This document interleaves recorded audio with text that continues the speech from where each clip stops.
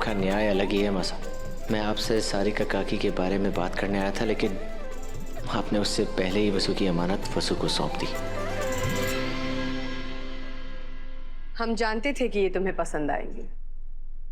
हमने जब ये चांद वाली देखी तो हमें लगा कि इस घर में सबसे ज्यादा तुम पर ही सचेगी। चांद वाली किसकी? इन्हें पता चल गया कि यो मैंने नौकरानी से छीना है तो यो बवाल कर देगी। मारिए मारिए भाभी साहब। सारिका, इस घर के हर एक गहने के बारे में हमें पता है। तुमने ये कब खरीदे? ऑनलाइन खरीदी भाभी साहब, कल रात। और देखिए ना, आज आ भी गई। हाय मारा राम जी, कहीं फ्री वाला माल भाभी साहब खुद ना रख ले वे। ऐसा और झूठ बोल देती हूँ। लेकिन भाभी साहब, इसकी क्वालिटी तो देखिए ना, 2 कौड़ी की है, इसलिए तो मैं इसे वापस करने जा रही थी। दीजिए मालिक को दिखाओ। हाँ?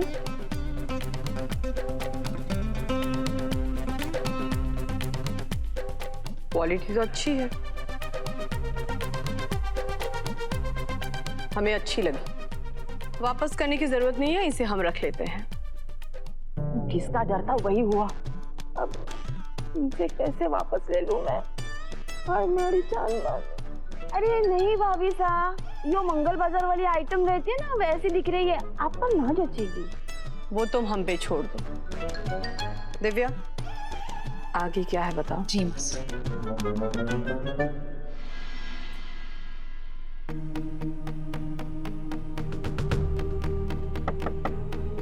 देवी हुकुम, आपने हमारे को बुलाया? हाँ, यहाँ आओ।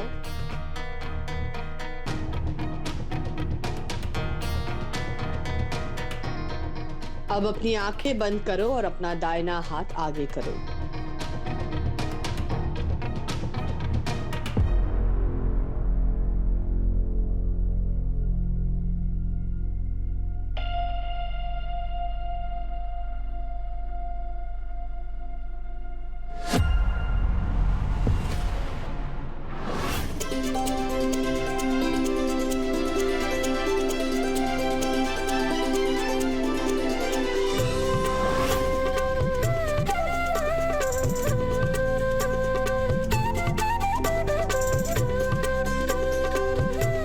आज सुबह तुमने एक पुरानी याद खो दी थी, इसलिए तुम्हारे लिए ये नई याद लेके आया हूं।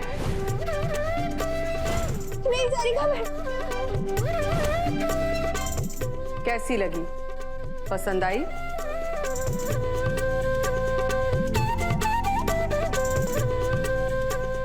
आपका न्याय अलग ही है मसा। मैं आपसे सारिका काकी के बारे में बात करने आया था, लेकिन आपने उससे पहले ही वसु की अमानत वसु को सौंप दी।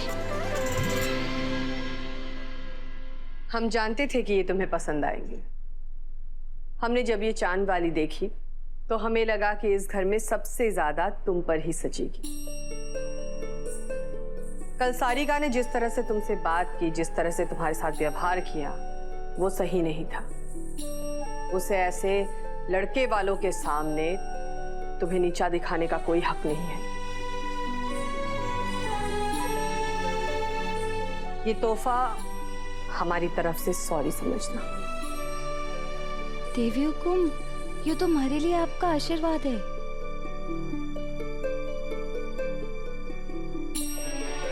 हमेशा खुश रहना और हमेशा ये चांद वाली पहन के रहना।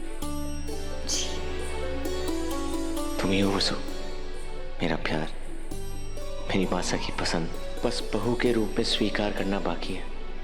कल तुम्हें प्रपोज करने के बाद मैं इस सच मासा को बता दूंगा।